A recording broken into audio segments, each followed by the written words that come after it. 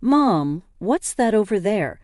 When I returned home from my parents' house with my daughter, we were met with piles of trash bags in front of the entrance. As we approached, I realized that these bags contained my daughter's and my belongings, carelessly packed as if they were actual trash. Confused, I exclaimed, "What's this? Why is this happening?" My daughter tearfully pulled out her beloved stuffed animal from one of the bags and hugged it tightly, frustrated. I marched towards the entrance only to find that the locks had been changed while we were out. It became apparent that my mother-in-law and sister-in-law were behind this. Ringing the doorbell and knocking several times yielded no response. "What is this? Isn't it terrible?" I muttered. Upon closer inspection, one of the trash bags had a note that read, "Parasites disappear, never come back." A surge of anger welled up within me, and I couldn't help but express my frustration aloud. "The real parasites are you," I muttered. This was the worst treatment I had ever received from my in-laws in 15 years. Not only me, but making my daughter feel this way too was unbearable. My patience exhausted, boiling with anger, I loaded our belongings into the car, and we returned to my parents' house. "I will never come back to this house again," I declared. "I'm looking forward to seeing what happens to the parasites when their host is gone." My name is Sarah. I am currently 43 years old. I live with my husband, daughter, and my husband's mother and sister. I can't say we live happily. I work from home, but this house is never peaceful. The issue lies with my mother-in-law and sister-in-law, Diane. They have disliked and ignored me for over 10 years. As my daughter, Tracy, grew up, it bothered me less and less. I mainly work as a personal consultant. I started as a fortune teller, but as my blog became popular, I began receiving more consultations on attracting customers, leading to my current job. I met my husband Kent through a friend's introduction when I was training to be a fortune teller. I'm working as an SES at a pharmaceutical company, and I also do affiliate marketing as a side job, which is finally starting to take off. Kent gave me enthusiastic advice on attracting customers when I expressed my struggles with fortune telling. Attracted by his kindness, we started dating and got married a year later. At that time, our income wasn't great, but Kent always supported me. I'm so glad I married Kent. I truly felt this way. Living with my in-laws began about a year after I got married. It started when my father-in-law, who had been healthy until then, suddenly passed away. My mother-in-law felt insecure about the future and asked my husband to live with us. We agreed to live together in exchange for her taking care of the household chores. Initially, my mother-in-law welcomed our living together and was happy. I hoped we would get along well, but I was mistaken. 2 months later, she began completely ignoring me, perhaps dissatisfied with me not helping with the housework. Soon, my sister-in-law Diane also started ignoring me. I didn't mind being ignored, but the challenging aspect with my mother-in-law was her tendency to involve others. Not only did Diane hear about it, but even neighbors and relatives were informed that my daughter-in-law stays at home, but says she's working, leaving all the housework to me. If I stay even a little, she talks back 100-fold, so I just ignore her. To make matters worse, my mother-in-law would suggest to others, "You better not talk to her too, it'll be troublesome." As a result, people around the in-law house began giving me only tepid responses to my greetings. I felt isolated, and it became very difficult, despite my pleas to stop spreading strange rumors. My words were completely ignored. Although my mother-in-law's attitude softened slightly when my daughter Tracy was born 2 years after we started living together, her overall stance towards me hardly changed. However, she was very fond of Tracy, and having her help with household chores and childcare was a huge relief. As my work became busier around the same time, my husband Ken's side business started to struggle, and he seemed unable to adapt to changes in the affiliate marketing market. He approached me saying, "Sarah, can you increase your contribution to the monthly expenses a bit?" I agreed, expressing that my consultations were increasing and the new methods I implemented were working well. Despite my willingness to collaborate on ways to boost his sales, Kent insisted on handling it independently, saying, "I think I'll try it on my own. I'm really sorry." From the beginning of our marriage, we had agreed that Kent would manage the household finances. Initially, my income was low, so he allowed me to contribute more. When my sales increased, I transferred money to Kent based on my monthly earnings, and he provided a fixed amount for living expenses in cash. Initially, I could only contribute $100, but now I could transfer up to $1,000, though not every month. I could contribute more if I dipped into savings. I knew Kent was struggling with his side business, but his pride prevented him from consulting me. He began spending more time at cafes after work, returning home later and later. When Tracy was about 5, Diane got married and moved out. Since she lived nearby, she often brought her son Ricky to our house during the day. When Ricky turned 1, Diane expressed her intention to start a part-time job. My mother-in-law gladly offered to take care of him until the evening. Diane was appreciative, saying, "Thank you, I'm so happy." However, as my mother-in-law began caring for Ricky at home, she became very fond of her grandson and started being cold towards Tracy. When they fought, my mother-in-law would scold Tracy, comparing her unfavorably to Ricky. Over time, Tracy started playing near me and began to dislike my mother-in-law's behavior. I spoke up, saying, "Talk to your mother. Tracy and Ricky are both her grandchildren. She should treat them the same." Tracy is already a big sister in elementary school. However, my mother-in-law's focus shifted, and she approached me saying, "Things are tough at the company right now. We might not get bonuses, so could you contribute a bit more?" Despite the challenges, my blog's client attraction was successful, and I started receiving more consultations as a consultant, earning far more than I did as a fortune teller. When Ken requested additional financial support, I responded, "I'm already contributing $2,000 a month. Isn't that enough?" "Yeah, I'm embarrassed to say, but my salary has decreased, and the side business isn't going well," Kent admitted. "Don't be secretive. We're a couple. We should support each other in tough times," I insisted. "I'm really ashamed, thank you," Kent replied. Later, the amount I contributed gradually increased, and eventually I was transferring $4,000 a month to Kent. Still not wanting to hurt his pride, I let Kent continue to manage the finances. When Tracy was in 6th grade, Diane came back home with Ricky. It seems Diane got divorced due to her infidelity, but I don't know the details. By this time, Tracy could help around the house, so household chores were divided among each family. Being ignored by my mother-in-law and Diane continued, but it no longer bothered me. It's unfortunate that I couldn't give Tracy her own room when she started middle school, as Diane's return meant we ran out of rooms. One night, while discussing which tutoring school Tracy should attend for middle school, Diane suddenly said, "Hey, tutoring is expensive. Why doesn't Tracy study by herself?" "Could you stop making such comments? I'm paying for the tutoring, so it's none of your business what Sarah is paying," Kent intervened. "Impossible. You don't earn anything," Kent said. "He's supporting you. You're just a leech, aren't you?" Diane accused. "Haha, you married him because he has money, right?" she continued. My mind was filled with questions. What does this mean? What has Kent been telling his mother and the others?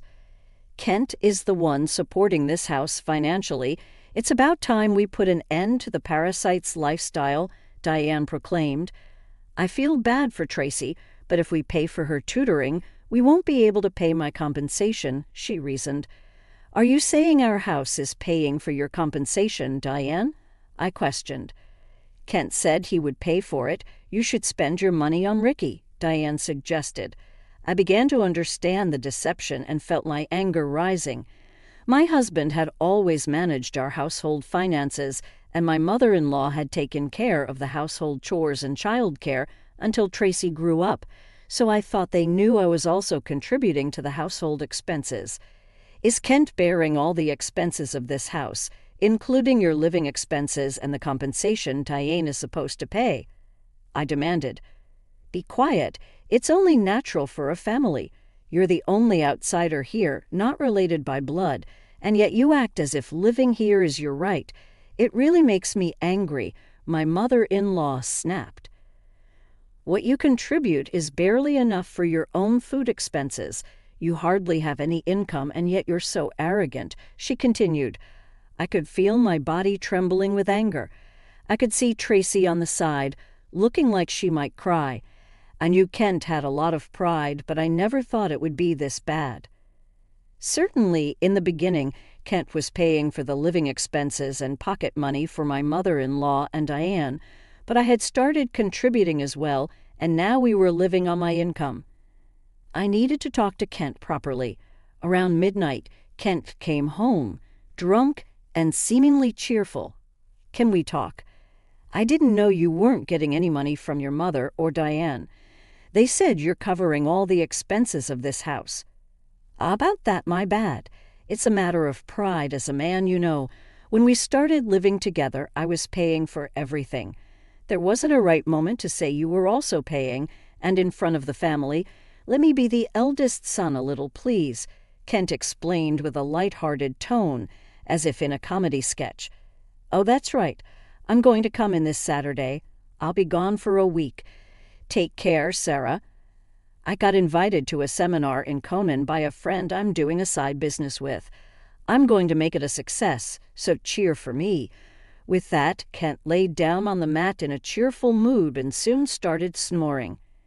My anger wouldn't subside. Recently, with Kent coming home late, we hadn't talked much, and I had no idea about this. I thought he was joking while drunk, but on the weekend, Kent really left with a large suitcase. During Kent's absence, I had the freedom to use the car, so I decided to take Tracy back to my parents' house. The next day, a shocking event awaited us. "Mom, what is that?" When Tracy and I returned from my parents' house, there were piles of trash bags in front of the entrance. Upon closer inspection, these bags contained mine and Tracy's belongings, carelessly packed just like real trash. Furious, I headed towards the entrance. Has the lock changed? It seemed that the locks had been changed while we were out. This must be the work of my mother-in-law and sister-in-law, Diane. I rang the doorbell and knocked several times, but no one came out. "What is this? Isn't it terrible?" Upon closer inspection, one of the trash bags had a note saying, "Parasites disappear, never come back." I felt a surge of anger from the bottom of my heart. The real parasites are you. I couldn't help but let out a swear word. This was the worst treatment I had ever received from my in-laws in 15 years. Not just me, but making my daughter feel this way too, I finally lost my patience with boiling anger. I loaded the luggage into the car, and we returned to my parents' house. I will never come back to this house again. I'm looking forward to seeing what happens to the parasites when their host is gone. When we returned to my parents' house, they were shocked. I hadn't told them about the ignoring from my in-laws, the money issues, and most of all, their attitude towards Tracy. Not wanting to worry them, my parents said, "There's no need to go back to that house. You should claim compensation from them." They cried with anger and told me to stay with them. My mother's words, "You really had it tough," made me cry too. In reality, I had been trying my best all this time. Enough is enough. I finally decided to confront my feelings while staying at my parents' house. I contacted a friend who had introduced me to Kent. "Are you doing well? I want to ask you something. Do you know if Kent's friends are currently in Komen, that famous entrepreneur seminar?" I inquired. Right, I was invited but wasn't interested, so I declined. "Kent didn't go, did he?" My friend replied. "Yeah, that's right. By the way, I heard Kent quit his job and is now managing a business with his wife. You two must be close." My friend commented nonchalantly. "Ah, yes, that's right," I replied and hung up. Immediately after, I called Kent's company. What my friend said was true, and to my surprise, Kent had quit his job 2 years ago. This meant that for the past 2 years I had been paying almost all of the living expenses for my in-laws. Looking back over the years, I suddenly felt hollow. A week later, I received a laid-back message from Kent saying he was back in the U.S. After continuously ignoring him, I stopped hearing from him altogether. He must have heard the news back home. Expecting persistent contact from Kent, I hired a detective to investigate him. The investigation revealed that Kent dressed in a suit in the morning, spent his afternoons gambling and evenings at a woman's house. So I asked for an investigation into his infidelity as well. 3 weeks later, Kent called me. "Sarah, sorry I couldn't contact you. I'm sorry for what my family did. I heard they kicked you out, and I was thinking, why did it come to this? Really, did you tell the truth to your mother and Diane?" Kent quickly changed the subject and said something unbelievable. "Let's leave that house and live in a new home, just the three of us. I'll cut ties with those who disregard you, Sarah. I'm ready to abandon my mother and Diane, so please come back," Kent pleaded. But I couldn't help but wonder, was Kent planning to easily discard them after making them dependent on him? Disappointed in Kent and his self-centered actions, I told him, "I'm coming back for now, so leave the door unlocked." Kent seemed delayed at my message. A few days later, I returned to my in-laws' house with Tracy. Kent, his mother, and Diane were there, but Ricky was nowhere to be seen. I was relieved that Ricky didn't have to witness the adults' ugly arguments. When Kent made some remarks, I ignored the displeased pair and took out a divorce form from my bag. I confronted the surprised Kent. "I heard you quit your job without telling me. Since we're supposedly managing a business together, does that mean the $4,000 I've been transferring every month was actually your salary?" Kent tried to excuse himself. "No, that's not it. I told you the business was in trouble, right? So I decided to quit before getting fired." But I countered, "I heard you quit 2 years ago, right? I called your company and it's still not bankrupt." Kent fell silent. I pressed further. "By the way, what role do you play in our joint business? Man management? Are you the accountant?" Kent became increasingly uneasy and started sweating. "Kent is supporting the whole family, isn't he, Mother? He quit his job, his side business isn't going well, and yet it's a mystery where the money is coming from. I'm leaving, but please continue to get financial support from Kent," I announced. My mother-in-law and Diane's faces turned pale and ashen. "But the other day on the phone, you were crying and begging to save only yourself, saying you'd cut ties with your mother and sister." "Haha, but that won't happen. I'm also discarding Kent here," I declared. "What do you mean? I don't understand. Kent hasn't been going to work. That's a lie. He leaves in a suit and Sarah was supporting the household. It's true, Sarah has been paying for everything for years. I'm unemployed now and not doing any side business. We're going to have a hard life because you guys kicked Sarah out," Kent admitted.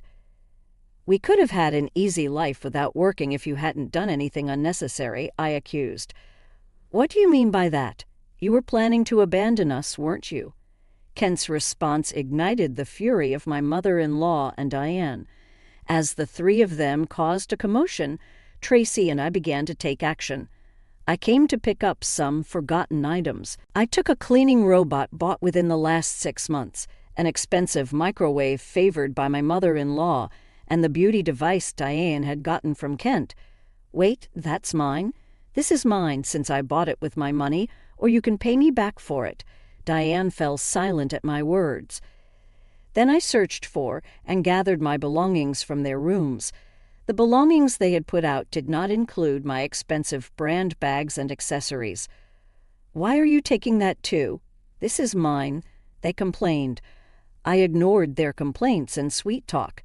Finally, I dropped a bombshell on Kent. "Oh, I forgot. I plan to claim compensation from your mistress, Mary, to tell her it's no use running away." "What? How do you know about her?" Kent panicked. "I know you went to Komen with Mary recently. Good for you, right? Of course I have all the evidence of the affair, so no escaping that." No way. You've been deceiving me and having fun for the past 2 years. I'll be claiming compensation for the affair, child support for Tracy, and oh, you were secretly paying Diane's compensation too. I'll be claiming that back as well, I declared. As I prepared to leave, my mother-in-law and Diane desperately tried to stop me. I was wrong, Sarah. I'm sorry.